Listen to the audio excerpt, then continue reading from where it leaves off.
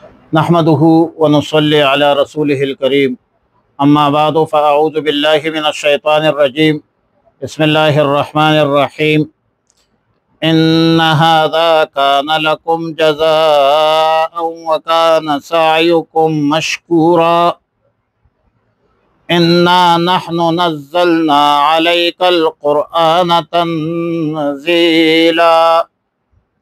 پارہ 29 سورۃ الدہر، رکوع 1 اور 2، آیات نمبر 21 اور 26۔ ان ھذا کان لکم جزاء، جب اہل جنت میں پہنچ جائیں گے تو جنت پہنچنے کے بعد اللہ رب العالمین کی طرف سے اہل جنت کو خطاب ہوگا کہ جنت کی یہ محیر العقول انعامات، احسانات، سب کچھ تمہارے اعمال صالحہ کی جزا ہے، جو دنیا میں تم نے کی ہے، اور تمہارے وہ اعمال صالحہ اللہ رب العالمین کے بارگاہ میں مقبول ہو گئے۔ الغرض مذکورہ کلمات بطور مبارکباد کے طور پر کہے جائیں گے۔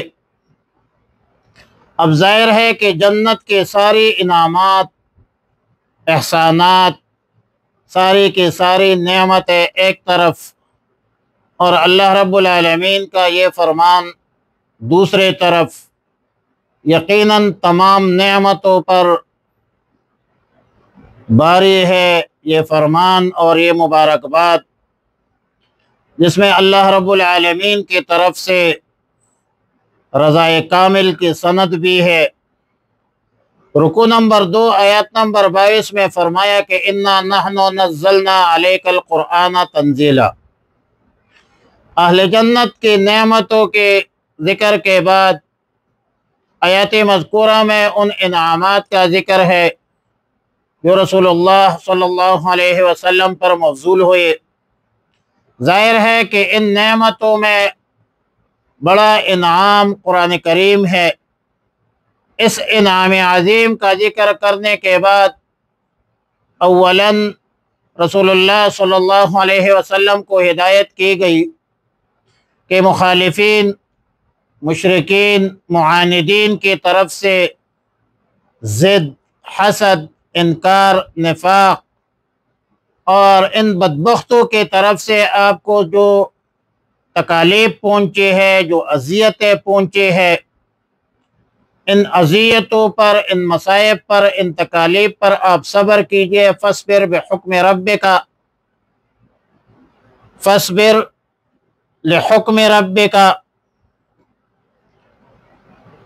اپنے پروردگار کے حکم سے صبر کرے۔ اور ولا تطع منہم آثما او کفورا، کسی فاسق، فاجر، کافر کے کہنے میں مت آئے، ان کی باتوں میں نہ آئے۔ جیسا کہ یہ کفار آپ کو منع کرتے ہیں دعوت سے، تبلیغ سے، توحید سے، رسالت سے، ان بدبختوں کی موافقت مت کیجیے۔ الغرض ما هو المقصود تو اہتمام الشان کا اظہار ہے، ورنہ رسول اللہ مبارک صلی اللہ علیہ وسلم نے کبھی بھی ان بدبختوں کی موافقت کی ہے، نہ کبھی یہ سوال پیدا ہو سکتا ہے اور نہ اس کا احتمال پیدا ہو سکتا ہے کہ رسول اللہ صلی اللہ علیہ وسلم رحمۃ للعالمین و خاتم النبیین نے کفار، فجار، مشرکین، منکرین کی باتوں کو تسلیم کیا ہو یا ان کی باتوں میں آئے ہو۔ یہ تعلیم ہے امت کو۔ وَاذْكُرِ اسْمَ رَبِّكَ بُكْرَةً وَأَصِيلًا، عبادت لازمہ کا ذکر ہے کہ اپنے پروردگار کا صبح و شام نام لیا کرے۔ اور کسی قدر رات کے حصے میں بھی اللہ کے سامنے سرب سجود ہو۔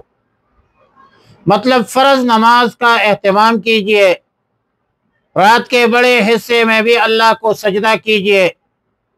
رات کے بڑے حصے سے مراد تہجد کی نماز ہے۔ وَمِنَ اللَّيْلِ فَتَحَجَّدْ بِهِ نَافِلَةً لَكَ عَسَىٰ أَن يَبْعَثَكَ رَبُّكَ مَقَامًا مَحْمُودًا۔ اور رات کے بڑے حصے کی جو نماز ہے، تہجد ہے، وہ فرائض کے علاوہ ہے۔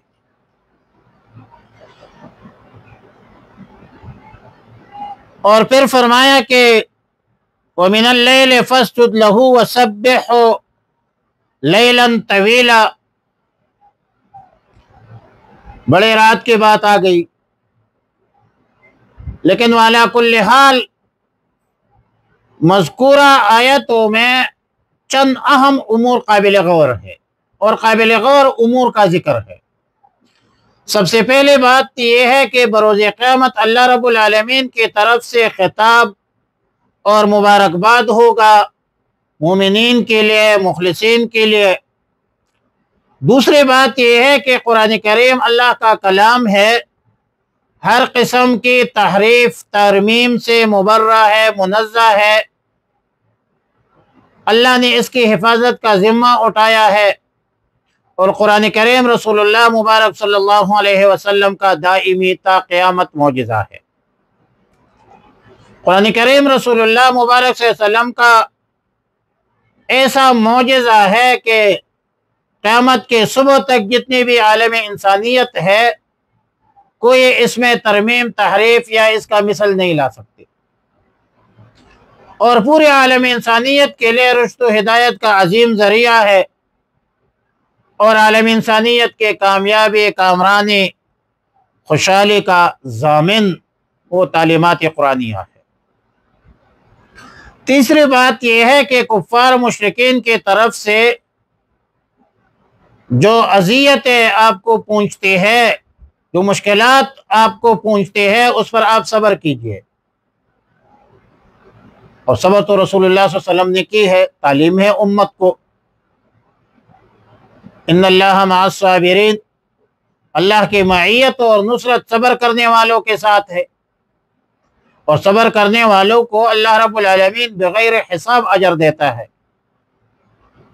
چوتھی بات یہ ہے کہ کفار، فجار، مشرکین، منکرین کے باتوں میں مت آئیے، دعوت و تبلیغ کا سلسلہ جاری اور ساری رکھے، اور رسول اللہ مبارک صلی اللہ علیہ وسلم نے جاری اور ساری رکھا ہے۔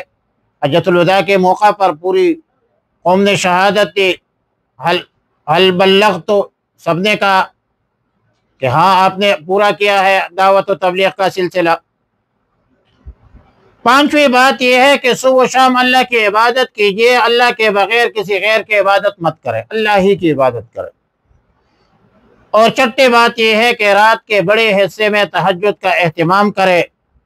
یہ ساری باتیں، پہلی بات تو جنت کی، اہل جنت کے حوالے سے ہے، بشارت پر مبنی ہے، کچھ تعلیمات ہے، رسول اللہ صلی اللہ علیہ وسلم کو خطاب ہے، اور تعلیم ہے امت کو کہ امت محمد عربی صلی اللہ علیہ وسلم اس پر عمل درآمد کرے، اور اسے میں دنیا اور آخرت کی کامیابی ہے، کامرانی ہے۔